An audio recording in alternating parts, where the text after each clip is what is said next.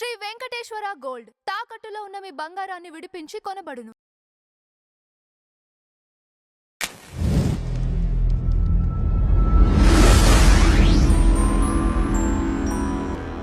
Madam నమస్కారం. నమస్తే అండి. మేడం ఏఆర్ రెహమాన్ చేసిన వ్యాఖ్యలపైన మీ అభిప్రాయం ఏంటి? అలానే తిరిగి వెంటనే సారీ కూడా చెప్పడం జరిగింది.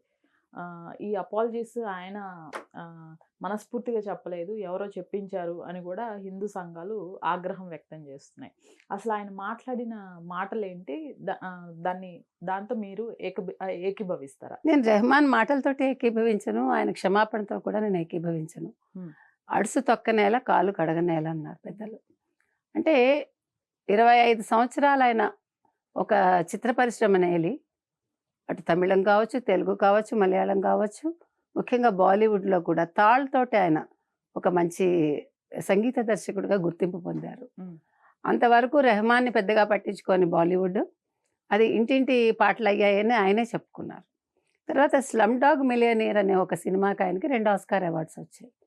అంటే మీరు మీ కెరీర్ మొత్తం భారతదేశంలో ఉండే భారతీయులతోటి మలుచుకుని వాళ్ళు మిమ్మల్ని తమ వ్యక్తిగా భావించి మీరు ముస్లిమా హిందూనా ఎవడు పట్టించుకోవాలా.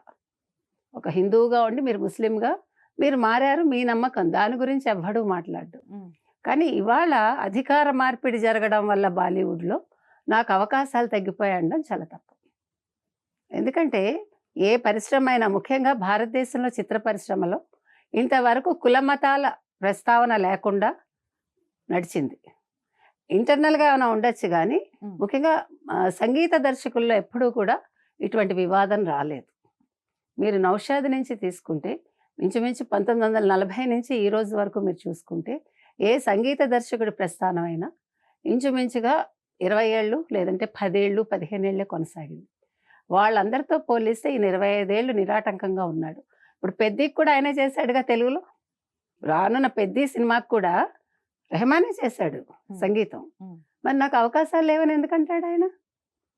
24లో కూడా చేశాడు ఆయన.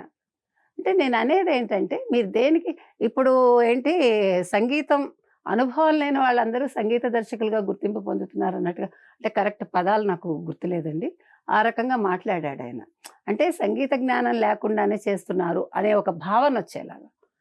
అలా అనుకుంటే మీకు మాత్రం సంగీత జ్ఞానం ఉందని ఎవరు అనుకుని ఇచ్చారు? మీకు రోజా ఇవ్వడం అనేది మీ అదృష్టం. అది మీరు ప్రూవ్ చేసుకున్నారు, ప్రజలకి నచ్చింది.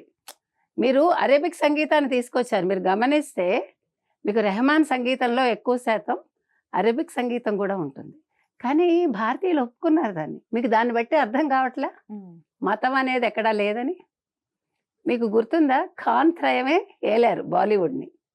అమీర్ ఖాన్ అనే వ్యక్తి ఒక మాట మాట్లాడినందుకు ఈరోజు అతని కెరీర్ ఏమైంది? ఇవాళ రెహమాన్ అనే వ్యక్తి ఎక్కడున్నాడు? లండన్లో ఉన్నాడు. రెహమాన్ ఒక సినిమాకి కనీసం 25 కోట్లు తీసుకుంటారా? మరి 25 కోట్లు పెట్టి మిమ్మల్ని ఒక సంగీత దర్శకుడిగా తీసుకునే బదులు 25 కోట్లతో ఒక సినిమా తీసుకుంటారు వాళ్ళు. ప్రతి వాళ్ళు పెద్ద పెద్ద సినిమాలు తీయలేరు కదండి. మనకి ఇప్పుడు వచ్చాయి ఇవన్నీ కూడా, ఈ పాన్ ఇండియాలు, లేకపోతే 300 కోట్ల సినిమా, 500 కోట్ల సినిమా, 1000 కోట్ల సినిమా అంటూ. అంతకుముందు ఇలా లేదు. అలా లేనప్పుడు కూడా మిమ్మల్ని తీసుకున్నారుగా. మీరేమో రాత్రి పనిచేస్తారు, మిగతా వాళ్ళందరూ పగలు పనిచేస్తారు. సో మీకు వాళ్ళకి సింక్ కాకపోవచ్చు, ప్లస్ ఇంత డబ్బు ఇచ్చుకోలేక. ఇంకొకటండి, ఇవాళ సినిమా అనేది పాత వాళ్ళనే తీసుకోవాలి, కొత్త వాళ్ళని తీసుకోకూడదని లేదు. అయినా ఎంతకాలం మీరుంటారు? తర్వాత తరాల వాళ్ళు రావద్దా? అలా మీ ముందు వాళ్ళు అనుకుని ఉంటే మీరు వచ్చుండేవాళ్ళ. నౌషాద్ గారు ఆయన జీవితకాలంలో 100 సినిమాలకు సంగీత దర్శకత్వం వహించారు నాకు తెలిసి. ప్లస్ మీకు చాలామంది బాలీవుడ్ వాళ్ళు కావచ్చు, మరొకళ్ళు కావచ్చు, హిందీ అంటే ఉర్దూ వాళ్ళకి ముస్లిమ్స్ భజన్స్ చేశారు, తర్వాత సంప్రదాయబద్ధమైన సంగీతం అందించారు. They never had any problem with religion. ఇవాళ కొత్తగా మీరు ఈ మాట మాట్లాడటం అనేది చాలా అసంబద్ధంగా ఉంది. ఎందుకంటే you are not a born ముస్లిం.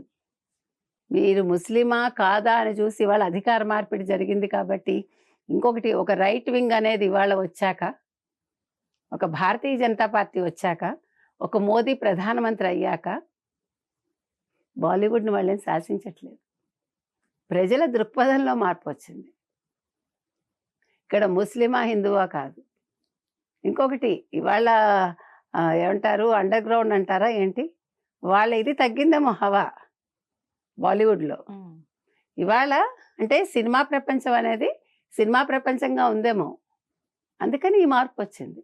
ఇవాళ దురంధర్ లాంటి సినిమా ఒక రైట్ వింగ్ సినిమా, అది ఇవాళ 1300 కోట్లతో హిట్ అయిందంటే ప్రజల ఆలోచనల విధానంలో మార్పు వచ్చింది, వాళ్ళ దృక్పథం మారుతోంది.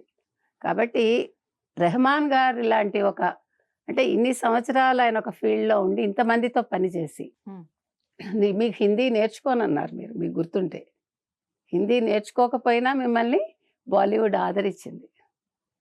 కాబట్టి ఇవాళ ఈయన ఇలా మాట్లాడడం బాగాలేదండి. తర్వాత కంగనా రనౌతే ఫస్ట్ ఈ విషయాన్ని పెద్దది చేసింది అని తమిళ ఇండస్ట్రీలో మాట్లాడుతున్నారు.